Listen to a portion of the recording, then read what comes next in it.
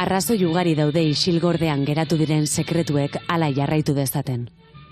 Denborak eta literaturak ordea, zubilana egiten dute zenbaitetan, eta luzaroan azpialdean egon den hori azalera dakarte. Itsasoak, hondartzan, ezkutuko mezua pausatzen duen eran. Memoria literatura baita. Alberto Barandiaran, idazle eta kazetariari, 80 urte atzeragoko libreta gris bat eman zioten eskura. Eta haren arrastoari segika, bere aitona falangistarekin egin du topo bere azken lan honetan. Esan aldaiteke aurrez aurre jarri zitzaizkizula bidertzean gorpuztek ez zeuden memoria eta bizipenak zeure zain egongo balira bezala? Bueno, ez dakin zain zeuden edo nindengoen haien zain, ez? Egia esan da historia hau aspalditik dakat nik behintzat etxekoen historiarekin zerbait egin naia eta duela urte batzuk aten dituen ipuin batzuk eta hor bazegoen honen arrastoren bat edo. Gero kontuatzen naiz, benetan, aitona eta familia hori hor egon dela eta guain izan dela aukera ateatzeko.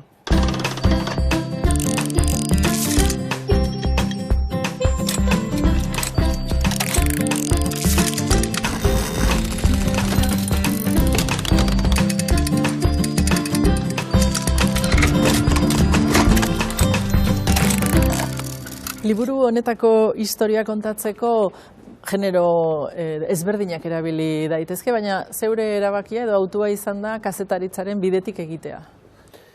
Ni nahi nun fikziorik ez nun nahi, hori oso garbi nukan. Egin ziteken fikzioa, ematen du, gauza batzuetarako behintzat, ematen du fikzionatua dagola eta, baina ez nik kazetaritza erabili nahi nuen.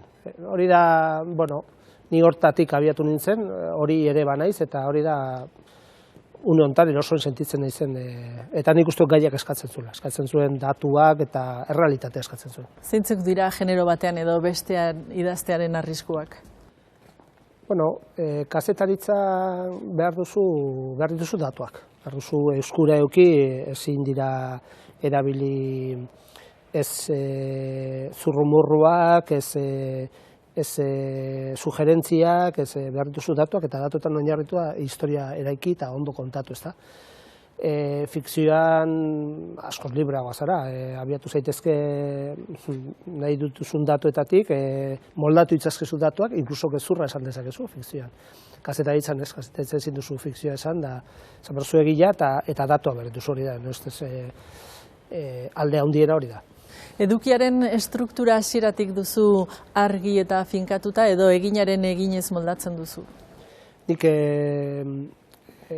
bersio asko ditut, kararri pilo, eta orduan ni hasten naiz ideia batekin, da joaten da, ni beti izaten du dela olako harri bat bezala, harri bat hasten naiz izeltzen, da batean asaltzen da zerbait azpian, ez? Irudi bat edo dena alakoa, eta ja hori joaten naiz fintzera, baina ez, ideia ez nukan, gaina konkretuki liburu honetan abiatu nintzen personaje batetik, eta gero azaldu zitzaidan beste personaje bat, aldatu zuena erabat historiaren, liburuaren beraren, bai ideia nagusia, bai trama, eta abiatzen naiz, dei batetik, eta hortik joaten naiz, horri jarraiki. Kazetaria da zeu bezala, saiora gonbidatu duzuna? Bai, Samara Belte, kazetaria, urte batzuk berrian ibilitakoa, orain Euskal Herriko Unibertsitatean tesi bat egiten nahi dena. Baina uste dut bai kazetaritzaz, bai memoriaz eta zer esana baduena. Bai, anaia gerrara joan zen. Han hiltzen, arma eskuan hartuta. Herrian beste batzuk pistola gerrian jarrita ibili ziren. Pablo Miñano esaterako. Zeure amaginarrebak Luisen liburua eman aurretik bazenuenaren berri, irudikatuta zenuen zer egingo zenuen? Ez, egia esan da, ez nekien, ez da zer zen ere eguneroko hori, zer zegoen libreta hortan, banekien Luis Fernandezen eguneroko bazegoela, baina zer kontatzen zuen, zertarako bide emango zian ez, orduan eskuartean izan nuen arte ez nun horren arrastek izan ez. Luis Fernandez Altsasuarra zan, zeu bezala, eta kontatuko diguzu nolako zen garai hartako Altsasuko testu ingurua? Bueno, Altsasu zen, Nafarroan behintzat, Nafarroko gain bezala herri kosko samar bat, mendialdeko importantenetako bat, eta oso giro ezkertiarra zegoen, 36ko gerran, ezkerrak irabazi zuen hauteskundeak, ezkertiar ezagunak egon ziren, sindikatuek botere handia zuten, eskuina ezain beste, baina oso giro polarizatua zegoen, tenso ere bai, eta oso herri bizia eta politikoki oso mugitua zen. Luis Fernandez egunerokoaren jabea zen, berak idatzi zuen, kontakizunaren ardatza daraman gaztea da, nolakoa zen? Bueno, bera zen 17 urteko gazte bat, oso persona arduratsua, prestatzen ari zen udal idazkari izateko, eta 16 urtekin ja Mendigorriako udaletxean egon zen lanean idazkari laguntzaile edo izateko. Gazte oso aktiboa, ez nuke esango intelektuala, baina gai hartan idazten zituen poemak eta idazten zituen bere egunerokoekin lotutako gauza asko libreta batzuetan, eta etxeko kontuak eramaten zituen, eta familia ezaguna zen herrian, eta oso segaia, luzea, izango zen, ez bazen hil gerran, izango zen udal idazkaria edo zergatik ez, behar da, alkatea. Egunerokoan gudu zelaiko borroken gora berak idatzita utzi zituen, eta behar bada Gernikako bonbardaketaren lekuko izan zen ere. Bai, berak kontatzen du oso eguneroko xumea da, horrez dago aipu politikorik edo aipu zehatza testu inguru, gerraren testu inguruan, baina bai oso deskriptiboa da. Eta horren kontatzen du, nola erori den bomba bat, bai ez den toki batean, nola zauritu den bestia, nola etorri den alemana, nola etorri diren italiarrak, eta kontatzen du, halako batean garai hartan, Gernika bonbarda zuten gai hortan, nola ikusten dituen Junkers alemanak pasatzen Bizkaira bidean. Orduan, segurazki Gernika bonbardatu zituzten abioiak ikusiko zituen. 36ko gerrak gogor jo zuen lehen urtean Euskal Herrian, batez ere Bilbo erori zenen arte, eta ondoren etorri zen okerrena, urte luzetako errepresio iluna. Bai, hori da, nire ustez okerren kontatuta dagona, behintzat Euskal Herrian, eta ustut ez dela bagre Euskal Herrian erda. Etxean eta herrietan gelditu zirenen bizipenak gerra garaian oso ondo kontatuta dago, beti daude zulo beltzak. Ondo kontatuta dago testu inguru politikoa, errepresio lehen hilabetetako errepresio batez ere. Nire ustut ez dagoela ondo kontatuta eta han gelditu zirenen bizimodua eta errepresio isil hori ikusten ez dena, behar da bide ertzean bukatu ez zirenena, baina toreatu da izan zutena oso gizarte autoritario, oso eskuindarra, oso atzerakoia, eta bizi izan behar izan zutena, eta hori ez dago kontatuta. Ni saiatu ez kontatzen institutuetako, Altsasuko institutuan egin ziren lan batzuen bidez, eta hori. Eta uste dut hor, badirela ideia polit batzuk ulertzeko zer izan zen geratu zirenen bizimodua. Ni gomendatzen dizuedan liburua Mountain City deitzen da. Gregory Martin Euskal Jatorriko idazle amerikarrak idatzia da. Eta Mountain City Nevada iparraldean kokatua dagoen herri txiki bada. Bere garai hoberenak pasa ziren. 19. mende bukaeran meategiak zirela eta milaka jende bizi zen bertan, eta 20. mende hasieran hori dena meategien boom hori bukatu zenean, hiri mamu bihurtzeko arriskuan egonda beti. 20 biztanle bizi ziren 1920an, eta gaur egunean 31 biztanle bizi dira. Gregory Martinek bertan arbaso euskaldunak ditu. Meategien boom hori pasatzerakoan euskal artzainak iristen dira bertan, eta Gregorik inongo damurik eta errukirik gabe bertako herritarren drama txiki eta handiak kontatzen ditu. Prosa garbia darabil, soia, eta lasaia, bertako jende eta paisaian antzekoa, gora bera handirik gabekoa.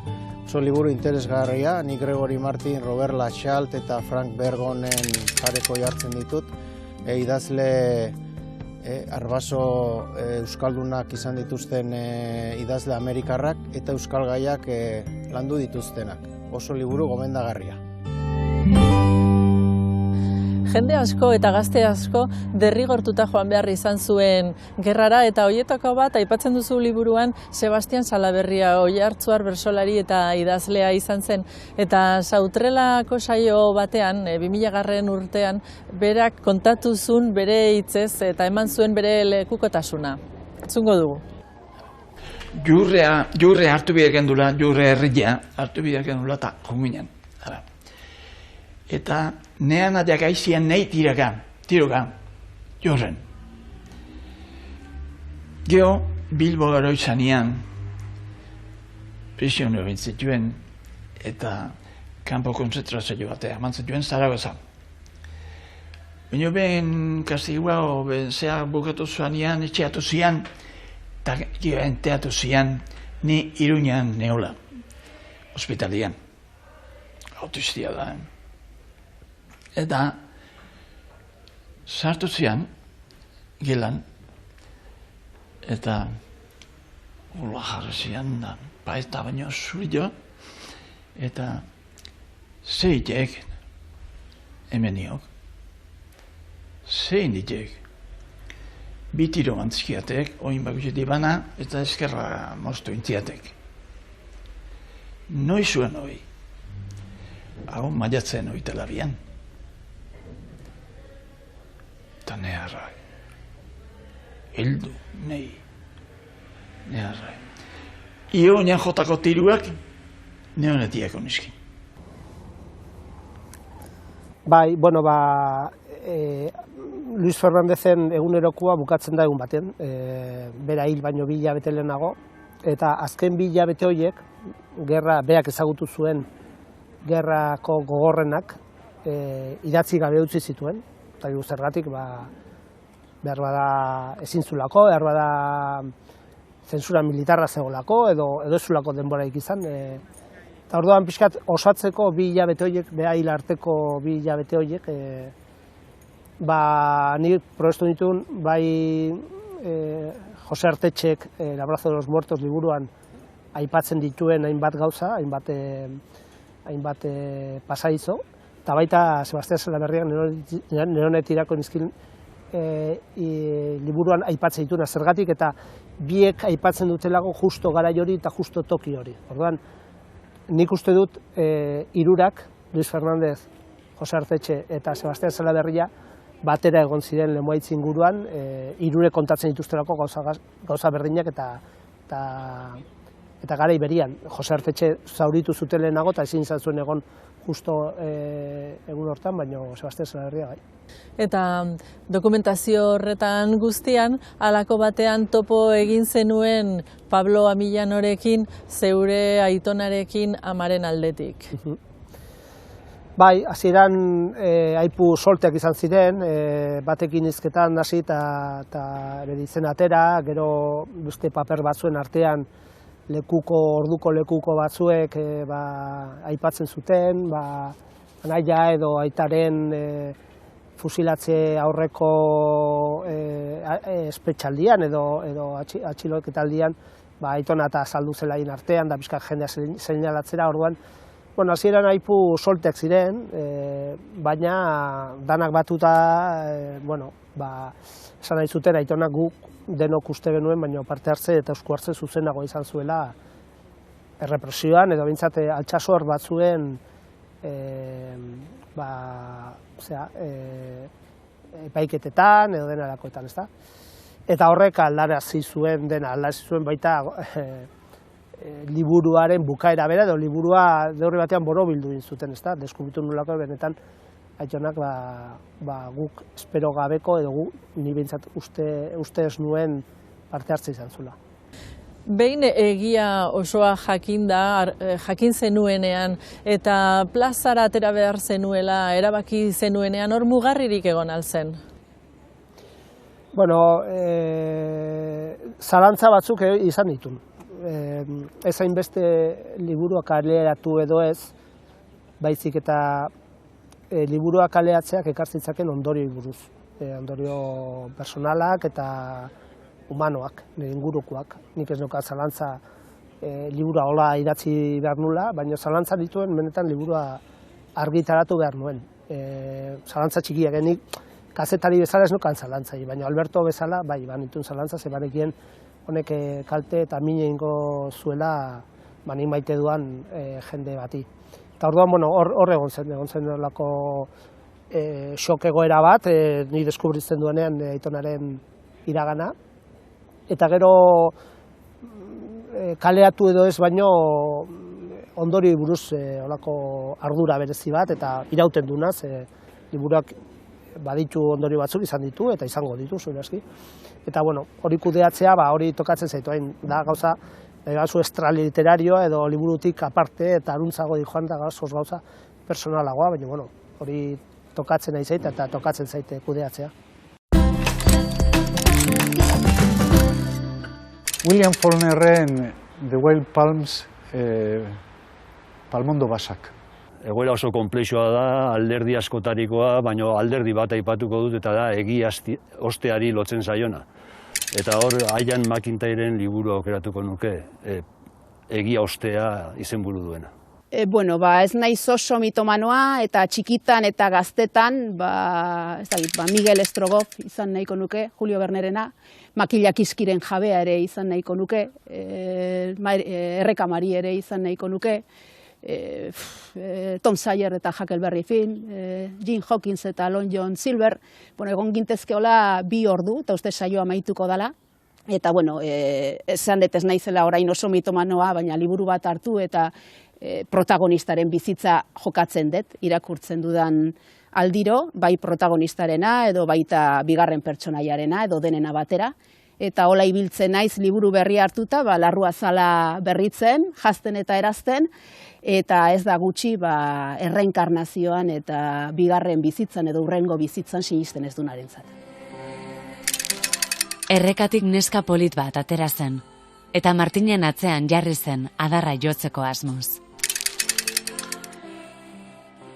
Samara, kazetaritzaz gain zerbaitek lotzen baldin zaituzte zeu eta Alberto memoria dela esan daiteke. Bai, eta Iruñan bizitzea baita ere. Bai, nik uste interes hori partekatzen dugula, ez? Biogatoz kazetaritza eskola berdinetik, berria eta egunkaritik. Eta imaginatzen dut orduen kazetaritza egiteko modu bat ere, neurri baten partekatzen dugula, edo behintzat ez, ez dakite, arau batzuk. Eta gerora, erredakzioa utzita gero, edo eguneroko kazetaritza utzita gero, jardun gera, nik uste dut, lan luzeagoak idazten, pausatuagoak, eta horietan nik uste dut memoria gaiak atera izan diala, ez? Batez ere memoria publikoa eta memoria partikularrak, pertsonalak gurutzatzen dian punto horiek. Bai, aipatu zu eskola, ez? Nik uste dut, nahi behintzat, egunkariak eta berriak eman diaten eskola,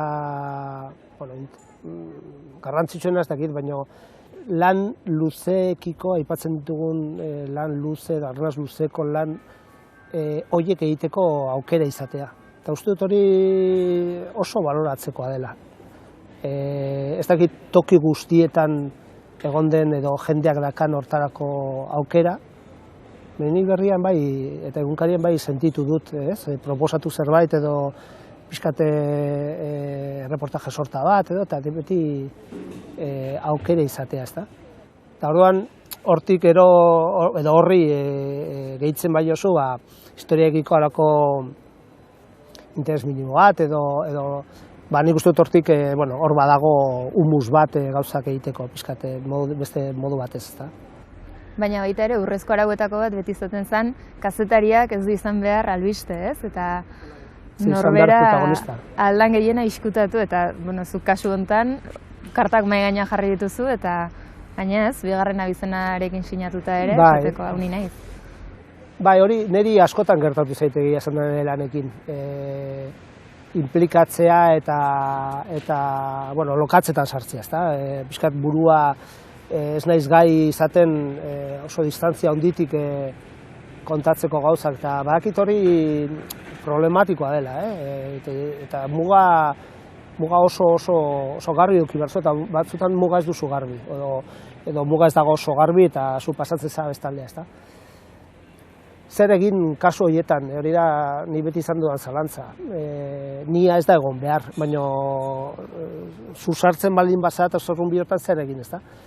Nik uste dut beste arau batzuk ere badaudela eta zuta bio seguramente konpartitzen ditugula. Izan behar da, zorrotza izan behar da iturriekin, izan behar zara zintzoa, hau da, kontatu behar duzu ikusi, entzun eta sentitu duzuna, ez asmatu, fikzioa ez egin, ez nahastu fikzioa, eta ni asartzen baduzuare gutxiko, orduan, eta saiatu transmititzen zu sentitu duzuna, ezta? Saiatu transmititzen jendeak sentitu dezan zu sentitu duzuna. Nik uste alde horretatik, funtzionatu dezakela, baina, egia da, muga beti badagola hor, ez? Eta memoria sartzen dena, gehiago, memoria oso gauza tranpatia dela badakigu, ezta?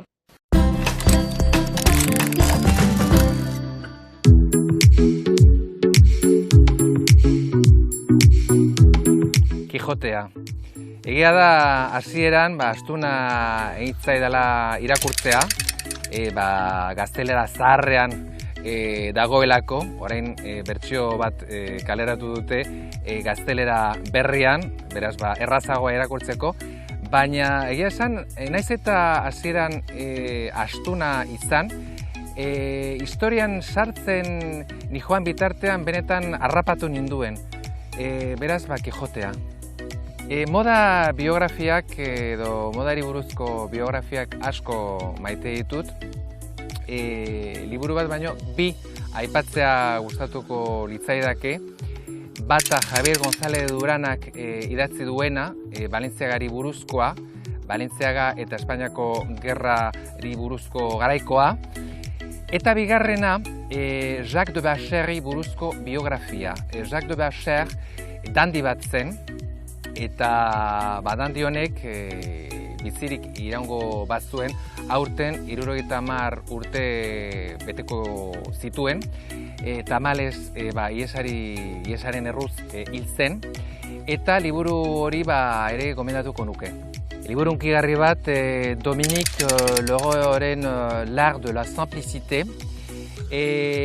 Dominique Leroy, orain dela 25 urte Japonen bizi da, eta berak liburu honekin erakusten digu bizitza erraz simple baterantz joateko pausuak.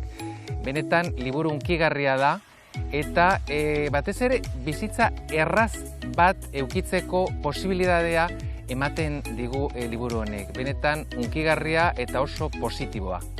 Elias Amezagaren Van Gogh y el Más Allá biografia nobelatua. Eta zergatik Elias Amezaga, aurten bere jaiotzaren mendeurrena delako, bere idazkaria izan nintzelako, bere biografoa eta bere biloba.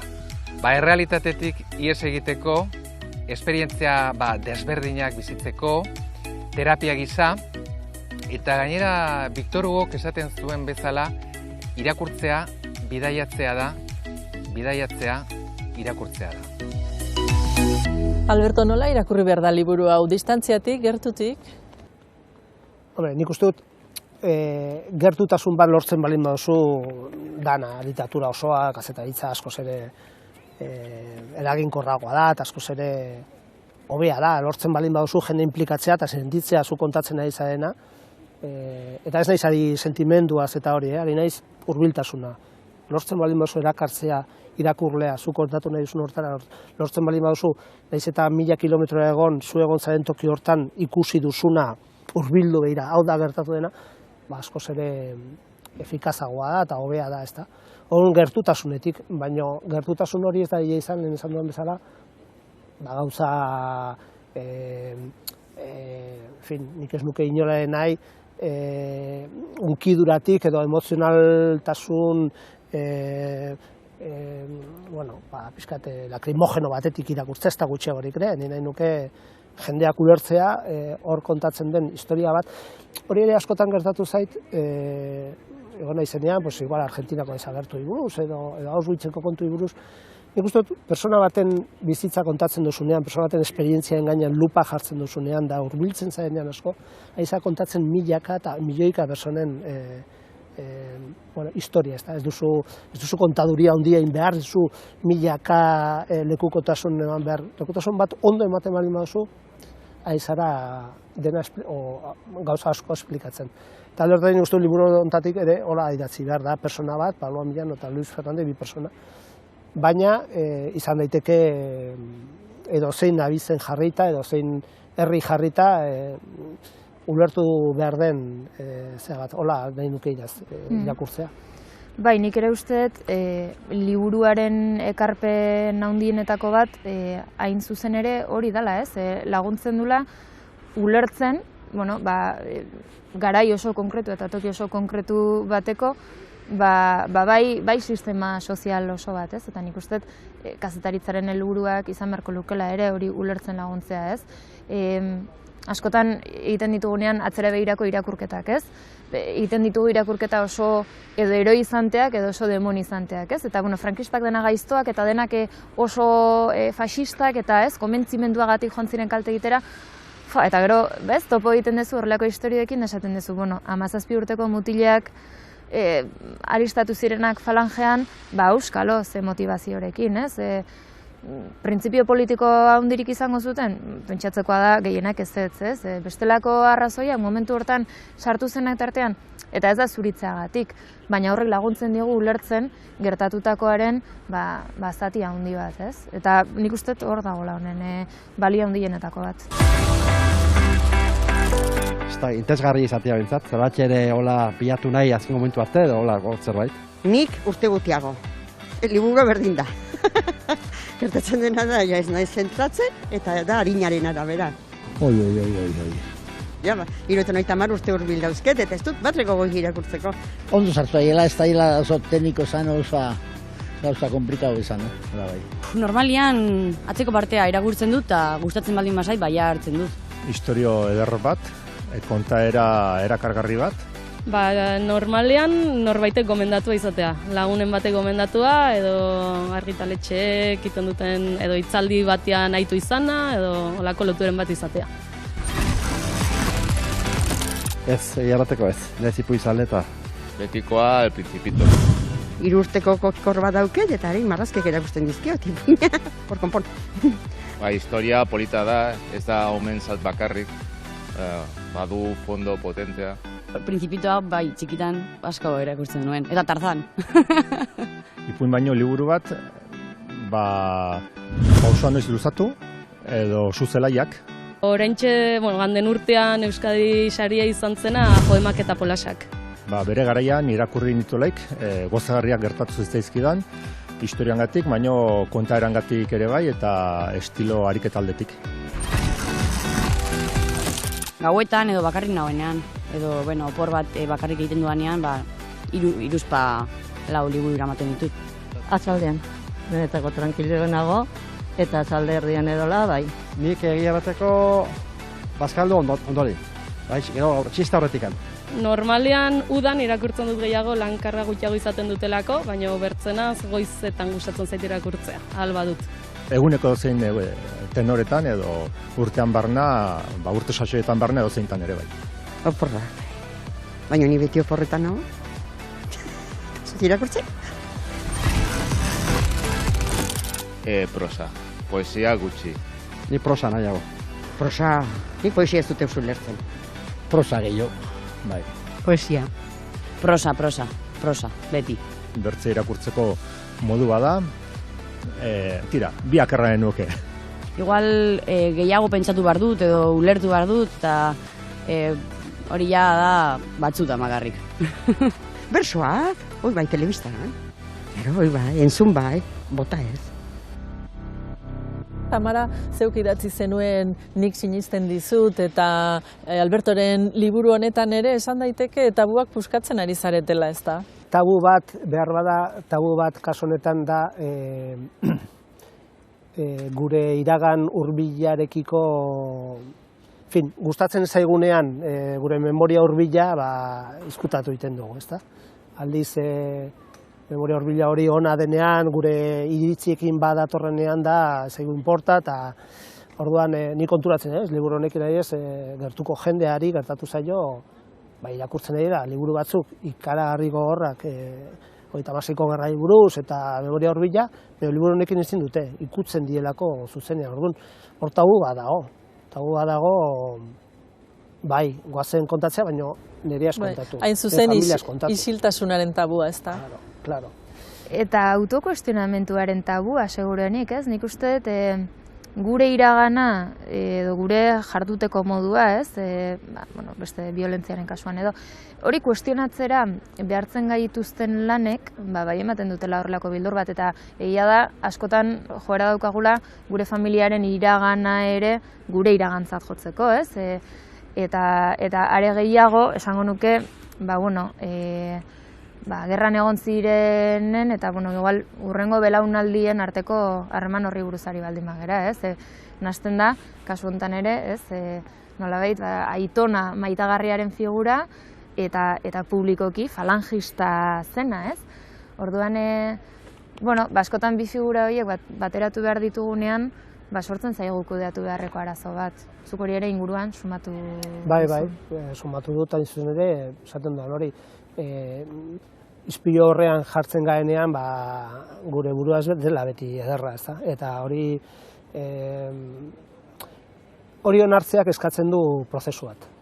Kasu honetan, ni konbentzituta nago, dolu bat pasatu behar dela, eta ez bakarrik nire familiaz, ez nahi zari nire familiaz, ikusten dut jende asko, mezuka edo esan diala, iai armairutik atea bezala, nik ere izan nuen aitona bat falangista, baina bakizu kontu txiki bat bezala, ez zabaldu, eta orduan, euki behar duzu,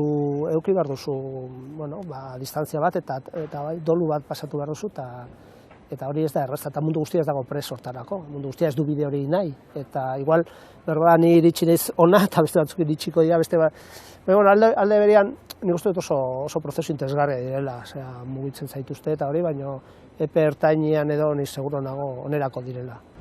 Bai. Behar bada bai behar da, ez? Distantzia bat, denboran behintzat, nik uste iraganeko gertakari batzuk gutxi gora bera, ez dakit, emozionalki erabat implikatu gabe ikusi ahal izateko. Ez dakitan belaunaldi bat, bi belaunaldi, batzutan 3 behar bada baita ere, ez? Egia da, Euskal Herrian eta bereziki Euskal Herrian 36ko gerraren kontuarekin, oso berandu hasi direla kontatzen, ez? Eta askotan berandu ja kontatu zezaketenak bai atzaudelako edo atzaudelako ondo. Baina, egia da, beste toki batzutako esperientzia ikusita, bai errepikatu daitezkela behar bada patroi batzuk, ez? Nik adibidez familia Alemanian daukat, eta gure berraitona, egon zen Bigarren Mundu Gerran, Alemaniako armadarekin, soldadu, ez? Eta bigarren belaunaldiak bere seme-alabek ez zuten inoiz galderarik egin. Nik uste beraientzat oso mingarria zala hori aita maitekorraren figura eta gaitzetsi behartzuten hori irudikatzen zuen soldadua bateratzea, ordu nahiago izan zuten ez hitz egin. Eta gero, urrengo belaunaldia zetorren bere prestake eta politiko guztiakin, ez? 78ko maiatzak eman ziren guzti horrekin, eta hori jontzirean kuestionatzera aurrekoak zergatik egin zenuten, ez? Eta gurasoei zergatik isildu zenuten. Eta, behar izan da beste belaunaldi bat esateko, hau gertatu zen, horiek izan ziren, bere momentuko testuingura hori izan zen, eta hurrengoak ere horregatik jokatu zuten. Esan daiteke beraz, bizirik zerbait baldin badago hori memoria dela, eta oraindik testigantza ugari dagoela jasotzeke.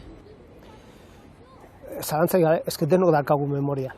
Eta memoria ez da gauza estankoa, memoria ez da bakarrik gure aitona amonena edo gure aita, gurea ere bada memoria. Gure memoria kontatzeko eta etengabe dago kontatzeko memoria. Etengabe da, prozesu bat, transmisioa lehen, Samarakin komentatu dugu bizka bat, transmisioaren garrantzia, zergatik den importantea transmititzea. Ez baduzu transmititzen, ez duzu irakasten da ez dago ikaste prozesu bat, eta nik uste dut hori funtsezkoa dela, ez bakarrik eta, azkenean gure bizitza ere transmisio bat da.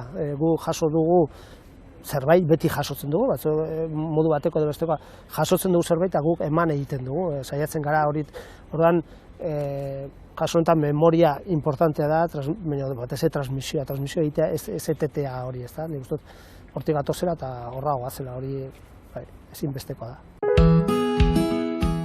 Bihotz begietan Xabier Lizardiren liburu eder eta famatua argitaratu du berriro Susak. Poeta zarauztarra jaiozeneko 125. urtemugan egin du, gaurko ortografia estandarrera ekarrita. Nikol Lugagot zuberotarrak ikerketa lan handia egin du Bohamei buruz, beren bizia eta kultura ezagutaraziz irudia aldatu nahian. Emaitzak euskaraz eta frantsesez ditugu eskuragarri. Bohameak historiarik gabeko jendeak, 3. liburua Amaia Lapitzen abenturen gainean. Festoseko diskoa eta bahiketa bat tarteko, Kretatik ibiliko da oraingoan Katixa Agirreren pertsonaia. Jende asko komentatzen du, esaten du oraindik zertarako kontatu, zertarako oroitu, zertarako atera kontu zarrak eta zertarako, ez? Eta, bueno, ni beti pentsatu dut kontatzeak ondo egiten dula, oso balio terapeutiko handia dakala. Balio digu gure memoria baita ere astintzeko, eta baki memoria gauza tramposoa dela. Azutan asko fidatu behar ere memoriaz, baina uste bestela oroitzapenak eta kontu zarrak gelditzen direla putzu bat bezala, putzu beltz bat batzuetan, da ez bada astintzen, da ez bada mugitzen, da usaina dakala. Eta nik uste dut hitza eta kontatzia dela korronta bezala. Mugitzea hori eta argitasun pixka bat ematea eta garbitzea. Horretik beti defendituko dut kontatu beharra.